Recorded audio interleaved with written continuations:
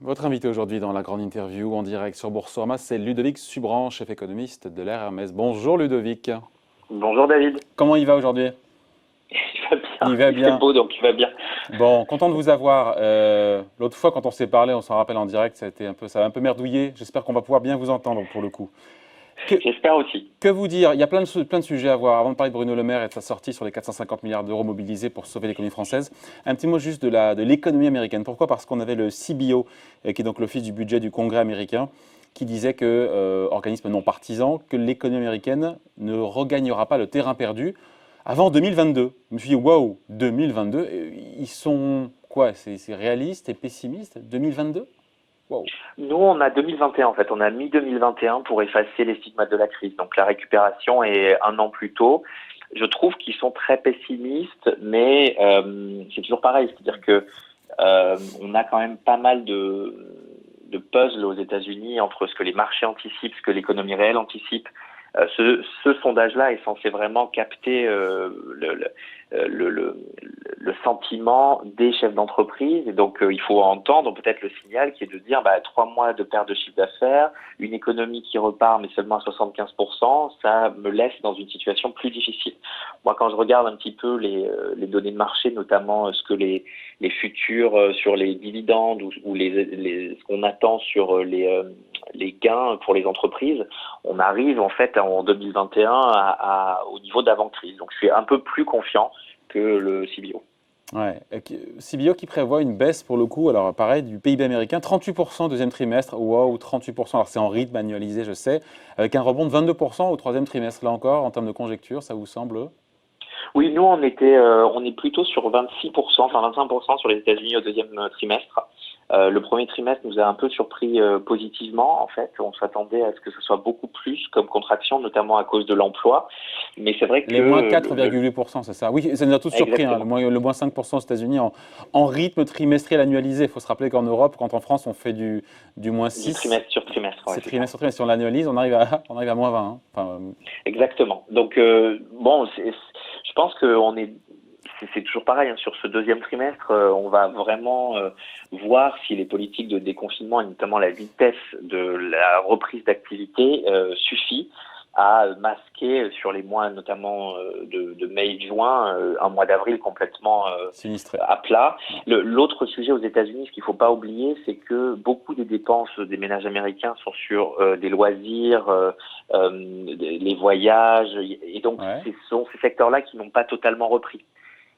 Les restaurants, les hôtels, et donc ces secteurs-là font une grosse partie du PIB américain, hein, puisque l'année dernière, 85% de la croissance américaine venait de la consommation, et donc c'est vrai qu'ils bénéficient moins, par exemple, de la reprise de l'activité dans l'industrie qu'on peut voir dans le monde, avec la reprise de l'Asie, par exemple, qui se profile. Donc peut-être que les États-Unis vont être davantage marqués. Mais encore une fois, je pense que on en saura plus à la fin du mois de mai, parce qu'on va commencer à voir les premiers indicateurs sur l'amplitude du choc sur le mois d'avril et sur le mois de mai. Mais je pense que ça se tient en fait entre moins 20 et moins 35. De toute façon, on ne sait pas à l'heure d'aujourd'hui.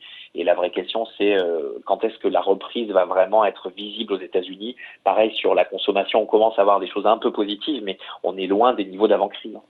Et justement, les niveaux d'avant-crise, au-delà, on parlera après de la France, il y a les États-Unis, ailleurs, en Europe, depuis le déconfinement, en Chine, en Asie, qu'est-ce qu'on voit à la fois du côté de la production, des lignes d'activité qui repartent, mais qui ne sont peut-être pas au maximum de leur capacité, ou au niveau de la consommation, sur Internet, dans les magasins, dans les restaurants, qu'est-ce qu'on voit aujourd'hui ?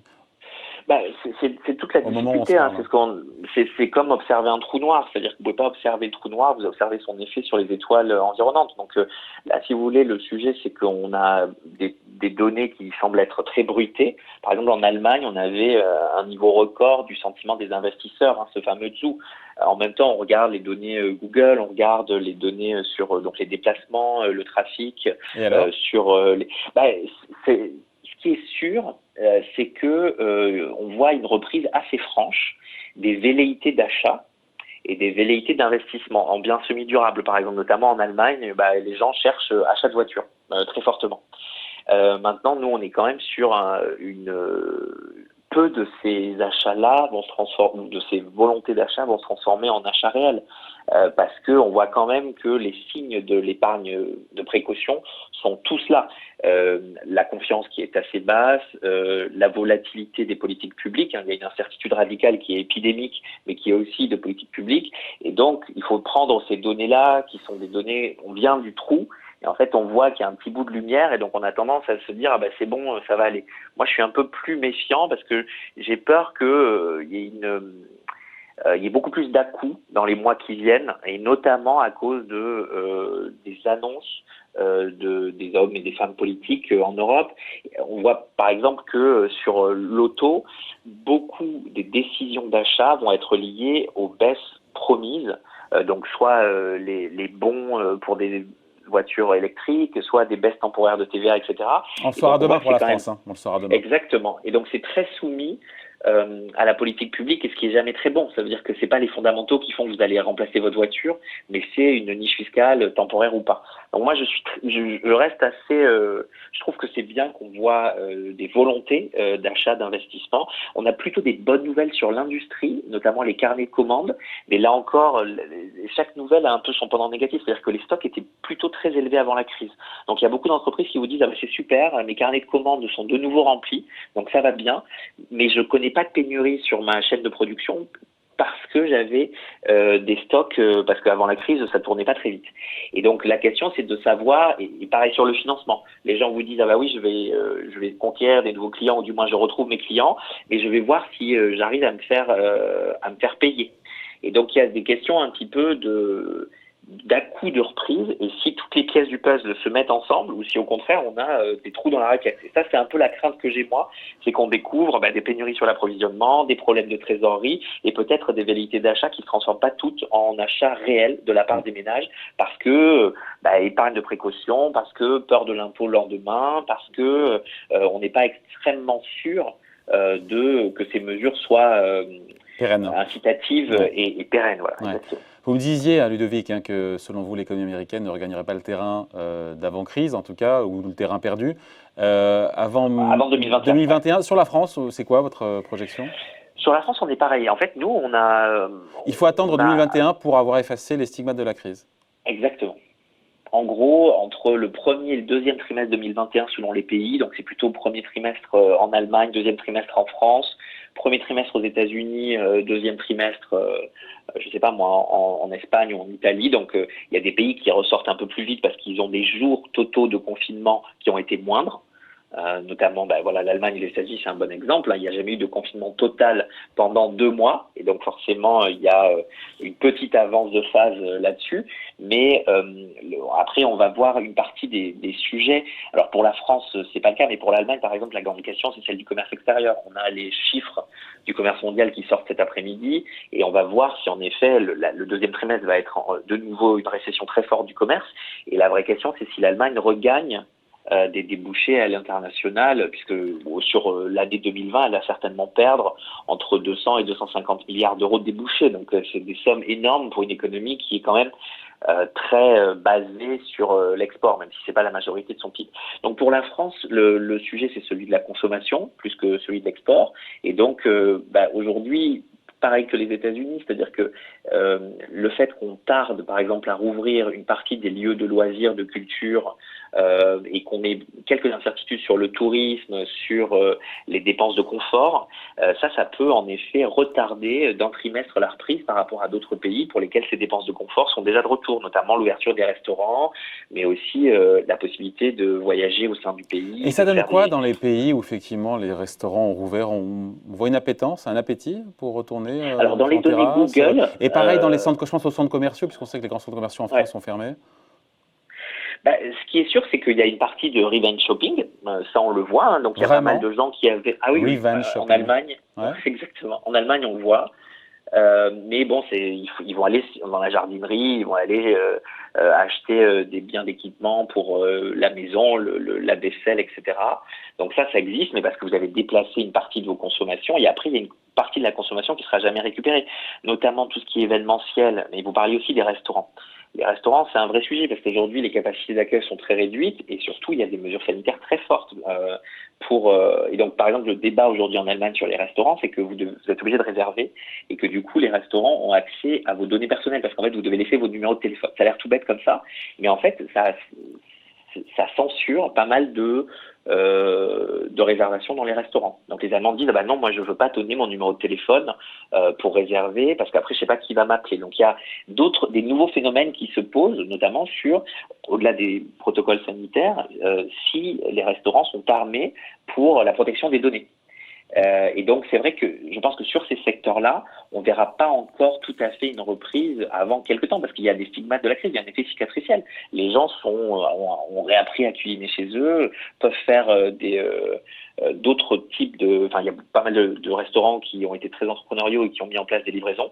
Et donc ça, je pense qu'on le récupérera pas totalement, même dans les pays qui ouvrent un peu plus vite. Mais pour la France qui ouvre plus tard, parce qu'on sera certainement sur mi-juin, du coup on déplace encore plus ce phénomène où pendant peut-être 3 mois, les restaurants vont tourner à 25%, puis 50%, puis 75%. C'est pour ça que dans ces secteurs-là notamment, mais aussi dans le transport aérien, mais aussi vous parlez de la distribution, le fait que les centres commerciaux aient été fermés assez longtemps, ça pose de sacrés sujets sur la crise de solvabilité d'une partie des distributeurs, notamment spécialisés. On voit déjà certains risques de faillite poindre sur ces magasins qui ont des loyers importants et qui bénéficient, si vous voulez, des volumes pour faire leur marge et qui aujourd'hui ne peuvent pas rattraper le temps perdu comme on le voudrait. Donc oui, c'est un vrai sujet de rouvrir plus tard pour un pays comme la France sur les magasins de distribution spécialisés dans les centres commerciaux, sur les restaurants et dans une moindre mesure aussi sur le tourisme. Je ne sais pas si vous lisez Jean-Pierre Robin du Figaro, qu'on aime beaucoup. Dans sa chronique du jour, il souligne que les Français, il dit, vont devoir vite dépenser leur argent, sinon ils perdront leur boulot. Il a raison, on parle de cette épargne forcée évidemment qui n'a pas été dépensée pendant le confinement, et en même temps on se dit que si on a peur de perdre son job ou de vivre des temps un peu plus difficiles, mieux vaut peut-être épargner, sauf qu'en ne consommant pas, on empêche l'activité de rebondir et c'est une saleté de cercle vicieux, quoi. J'ai apprécié la chronique. Il cite en effet cette phrase fameuse, c'est mesdames, consommez pour que votre mari ne perde pas son boulot. C'était du beau sexisme keynésien.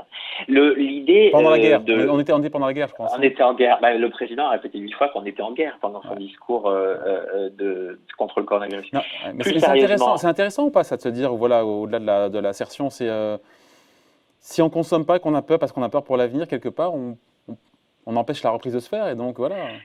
Écoutez, nous, il y a 3 semaines, on a sorti une étude sur justement cette épargne forcée, cette épargne de précaution, et on a alerté sur le fait qu'aujourd'hui, si on devait calculer un taux d'épargne en temps réel en France, on serait autour de 30%. Donc en fait, on est 2 fois au-dessus par rapport d'habitude. D'épargne. Ouais. Exactement. Et en fait, ce qu'on dit, c'est que selon les mesures qui vont être prises là pendant la deuxième phase, c'est-à-dire cette phase où on doit conditionner, cibler une partie des mesures, parce qu'on ne peut pas donner du chômage partiel à tout le monde, parce qu'on ne peut pas continuer d'annuler les charges d'une grosse partie des business. Dans cette période-là, on va façonner, si vous voulez, les décisions de dépenses des ménages. Et sur la dernière partie de l'année, donc à l'automne, le ministre Le Maire va certainement annoncer un plan de reprise, puisqu'il faut de nouveau aller au Parlement, il faut demander une rallonge budgétaire, selon les mesures qu'on met en place. Donc on va en entendre quelques bouts certainement sur l'auto demain, mais on va voir si on incite ou pas la consommation. Mais pour répondre à votre question, oui, bien sûr, l'épargne de précaution, c'est-à-dire le fait que l'épargne privée n'est pas mise à contribution dans une reprise, c'est un des plus gros effets récessifs qu'on connaisse dans les crises financières généralement. Mais pour ça, il faut redonner confiance aux Français. En même temps, il y a la peur d'être contaminé. Il y a le discours ambiant. Enfin, encore une fois, il y aura des faillites et des licenciements, nous dit Bruno Le Maire. Vous avez envie de consommer, vous, quand on entend ça ? Exactement. Alors ça, c'est un vrai sujet. La question, c'est que en France, par exemple, ce que dit la littérature là-dessus, c'est que quand vous avez un bon système de protection sociale et quand vous faites ce que vous dites et vous dites ce que vous faites, notamment sur les réformes structurelles, il y a moins d'épargne de précaution que dans les pays qui ne font pas ça. Oui, mais c'est pas le sujet. Par exemple, les réformes structurelles, c'est bien pas sûr le sujet. Que c'est le sujet. Bien sûr que c'est le sujet. Parce que bien sûr que c'est le sujet. Sur la réforme des retraites, par exemple, le fait qu'on ait laissé tomber la réforme des retraites, c'est un vrai sujet sur le financement des risques de la vie. C'est-à-dire que les gens ont un problème de confiance avec le système de protection sociale en France aujourd'hui, alors qu'il est très généreux et qu'il est très protecteur. C'est paradoxal d'ailleurs. paradoxal. Bien sûr, et c'est tout le sujet de la parole publique des prochains mois, c'est de rappeler aux Français qu'il n'y a pas de trou dans la raquette. Le filet social, il n'est pas avec des mailles grossières comme aux États-Unis. Donc même s'il y a des aléas de la vie, le chômage, la maladie, la dépendance, etc., il y a énormément de systèmes aux États-Unis pour qu'on puisse prendre un peu de risque. Et ça, c'est un des sujets qui va être très clivant, enfin qui va être très déterminant entre les pays sur la trajectoire de la reprise. Donc ce que vous dites aux Français, c'est dépenser votre épargne de précaution, c'est ça? Non, moi je dis pas dépenser votre épargne de précaution, chacun fait ce qu'il veut. Ce que je dis, c'est qu'on est dans un pays où on peut avoir un peu confiance sur les amortisseurs sociaux et que on peut se permettre aujourd'hui, vu les taux auxquels on se finance, de faire une relance un peu maligne, notamment pour les dépenses de consommation et d'investissement des ménages. C'est-à-dire on peut se permettre aujourd'hui de baisser les impôts de production des entreprises qu'on souhaite Ah oui, mais c'est pas la consommation, ça. Ça, c'est pas de la consommation. Vous feriez quoi, vous, pour inciter les Français à être plus positifs et à consommer au-delà de ce qu'on va entendre demain, à savoir des aides un peu plus importantes en matière d'achat de véhicules électriques ou thermiques? Écoutez, les trucs qui marchent bien, mais dont on ne parle jamais en France, c'est le Royaume-Uni qui fait une baisse temporaire de la TVA en 2009 et qui pense le refaire aujourd'hui. Donc si on ne veut pas faire de baisse temporaire de la TVA, moi je serais pour 6 mois de solde. Pour inciter les gens à vraiment consommer une partie de leur épargne, parce que là, ils l'ont mis dans leur assurance. D'autant que ça ne coûte rien à l'État. 6 mois de solde, ça ne coûte rien à l'État, ça. Non, c'est vrai. Mais, alors que la TVA, une baisse de TVA temporaire, ça coûte bonbon pour des recettes fiscales qui sont déjà largement effritées ou effondrées. Oui, mais c'est justement ça, c'est que le coût-efficacité de faire une baisse temporaire des impôts pour éviter des dépenses futures plus grandes, parce que l'épargne privée, ça veut dire le déficit public. Ouais, c'est justement cet arbitrage-là qu'il faut voir. Vous parliez tout à l'heure des impôts de production, des mesures entreprises. Le choc commence dans les entreprises. Donc si on ne veut pas avoir trop de chômeurs, ou si on ne veut pas que les entreprises qui aujourd'hui redémarrent assez vite commencent à faire des plans sociaux, il va falloir faire quelque chose. Alors il y a la demande, bien sûr, c'est toujours la demande, mais il y a aussi quelque chose sur les conditions de financement, qui elles sont bonnes, et sur la fiscalité. Donc moi, ce que je me dis, c'est aujourd'hui, et c'est pour ça que le problème, c'est qu'on ne veut pas annoncer trop tôt le plan de relance, parce qu'on ne veut pas griller des cartouches de parole publique. Parce que, le bon timing, c'est quoi le bon timing alors? C'est l'automne en fait, c'est septembre. Ah bon? Mais on dit tous que ce qui est hyper important, c'est ce qui va se passer là maintenant, mai, juin, cet été, comment on va consommer. Alors là, ce qui est très important dans cette phase 2, c'est de conditionner, de cibler les aides sur les secteurs les plus sinistrés à cause des fermetures administratives ou parce que ces secteurs-là sont plus touchés. Donc là, voiture, ce qui est important aujourd'hui, voiture, tourisme, restauration. Alors voiture, c'est pas forcément le secteur dans lequel j'aurais personnellement mis un bout de la relance, mais c'est un sujet très politique en France. Ça revient comme un serpent de mer tous les 5 à 7 ans, parce que c'est un secteur qui est exempt depuis des années, et donc on remet à chaque fois au pot. Et qui pourvoit beaucoup d'emplois aussi, direct ou indirect. Exactement. Et donc c'est un choix qui est très fort. C'est comme celui du choix de l'énergie aux États-Unis, par exemple. C'est des choix politiques forts, parce que c'est pas seulement les constructeurs, mais c'est tous les équipementiers. Après, il faut se rappeler, par exemple, des erreurs qui ont été faites. Alors il y a eu des bonnes choses qui ont été faites en 2008-2009. C'est les tables rondes, la LME, la capillarité. C'est-à-dire qu'on a mis de l'argent dans la trésorerie des équipementiers automobiles pour que ça irrigue l'ensemble de la reprise. Il y a eu des mauvais choix qui ont été faits. C'est qu'on a fait énormément de primes à la casse, et que la plupart des constructeurs allemands en ont bénéficié. Donc en fait, on a eu un sujet d'externalité positive pour les pays qui étaient meilleurs que nous lorsqu'il s'agissait de construire ou d'assembler des voitures et de les réexporter. Et comment s'assure qu'on ne fera pas les mêmes erreurs demain? Je pense qu'il y a une dimension verte qui va certainement être plus forte qu'en 2008-2009, mais c'est un vrai sujet parce que les capacités de production sont pas là, et c'est un vrai sujet aussi parce qu'on a toujours ce problème du prix du CO2 et des taxes carbone qui sont pas claires, donc on ne sait pas trop exactement ce que ça va donner en termes économiques si on faisait aujourd'hui par exemple un subside pour la voiture électrique. Moi je crois que ce qui est le plus important, le discours autour de la voiture, c'est un discours de quel type de mesures comment on peut relancer la consommation de voitures dans un marché qui certainement en Europe en 2020 va se contracter de 30%. Voilà. Et donc, si on veut juste se dire que on veut que davantage de ménages changent leur voiture parce que ça tient la chaîne de production française, on le fait, et puis on pense que c'est quelque chose qui est bon pour la reprise. Moi, personnellement, je trouve qu'il y a peut-être d'autres... parce que, par exemple, Sur le secteur de l'auto, ça se joue au niveau européen. Ouais. Et le gros sujet aujourd'hui, c'est celui, par exemple, du fait que le secteur était déjà dans une situation très difficile avant cette crise-là, notamment à cause du choc réglementaire qui imposait la baisse des émissions de CO2 en 2 ans de la même magnitude que exactement de ce qui avait été baissé pendant 10 ans. Donc le vrai sujet aujourd'hui, il est plutôt de est-ce qu'on dérégule le secteur de l'auto et donc on repousse au calendrier avec les mesures, les émissions, enfin du moins les objectifs d'émissions CO2, ou est-ce qu'on remet de l'argent pour vraiment booster la consommation sous forme de prix à la caisse. Il n'y a pas de juste ou faux. À mon avis, c'est un choix politique plutôt qu'un choix économique. Vous me posiez aussi la question de est-ce qu'il y a d'autres mesures qu'on peut mettre en place pour cette reprise. Bien, sur les ménages, par exemple, il y a quand même pas mal de choses à faire autour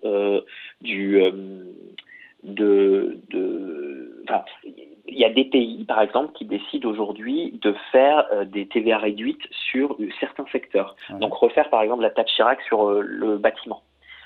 Mais de le faire de nouveau sur les restaurants ou sur des secteurs, sur l'hôtel.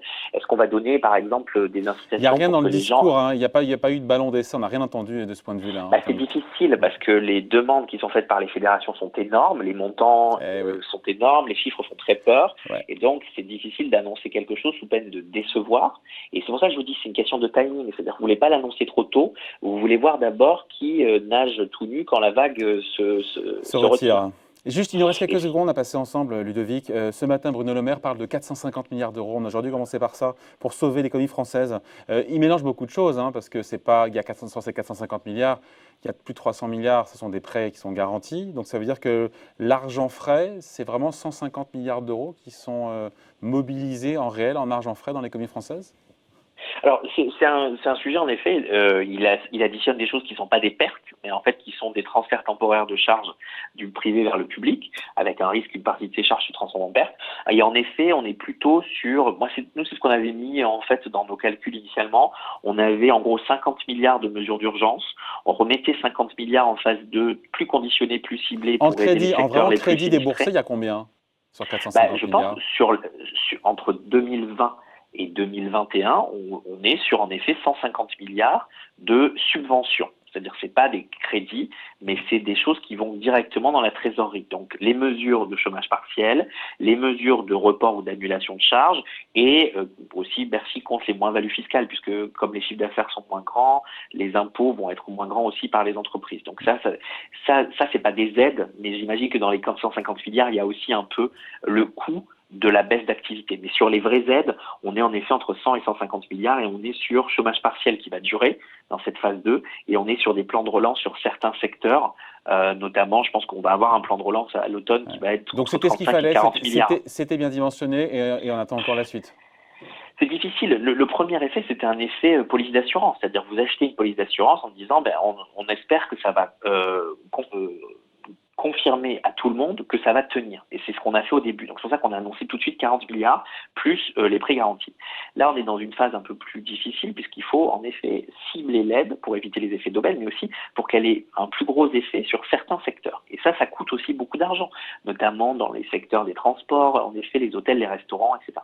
Et puis troisième phase, il va falloir si on veut vraiment avoir une reprise un peu plus forte, il va falloir accélérer cette reprise. Et ça coûte aussi de l'argent. Donc, par exemple, le plan auto qui va être dévoilé demain, ça sera certainement des mesures de reprise. Et ça, c'est des mesures qui, en effet, peuvent aller jusqu'à 40 milliards, 45 milliards. Il y a aussi une partie dont on parle peu, c'est que en plus des mesures sectorielles et des mesures financières, puisqu'il y a énormément d'aides qui a été accordée aux banques, aux assureurs de crédit, etc., il y a aussi l'idée de tenir les engagements d'avant la crise sur la baisse des impôts, sur la trajectoire des prélèvements obligatoires pour les ménages et pour les entreprises. Et ça, pour tenir ça dans une période de retournement conjoncturel, ça coûte aussi de l'argent à l'État. Et donc ça fait partie des choses qui peuvent être aussi mises dans la grande enveloppe dont parlait Bruno Le Maire ce matin, mais en argent frais, en effet, on sera certainement entre 100 et 150 milliards seulement.